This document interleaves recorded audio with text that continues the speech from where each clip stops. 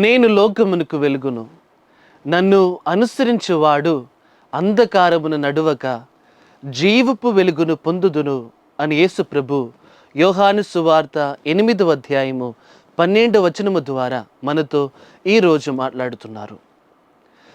నేనే జీవము అని పలికినటువంటి యేసు ప్రభు, నేనే వెలుగును అని చెప్పినటువంటి ప్రభువు మనకు జీవపు వెలుగు కావడానికి ఆ యేసు ప్రభు అనే వెలుగును వెంబడించాలి అని ఆయన ఈరోజు మనతో మాట్లాడుతున్నారు.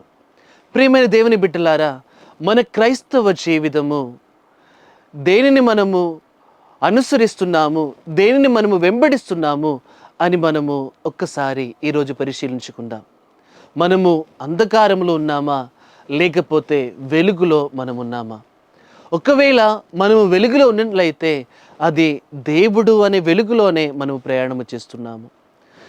దేవుని యొక్క ఈ వెలుగును చూసి అంధకారములో ఉన్నటువంటి ఈ లోకములోనికి పరలోకము దయచేసినటువంటి వెలుగు యేసు ప్రభు.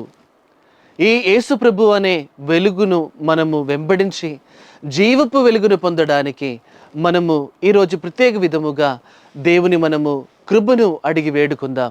దేవుడు మనలందరినీ ఈ జీవపు వెలుగును వెంబడించడానికి, ఈ జీవపు వెలుగును పొందడానికి ఉన్నటువంటి కృప దేశముని ప్రార్థించుకుందాం. దేవుడు మనలందరినీ దీవించునుగాక.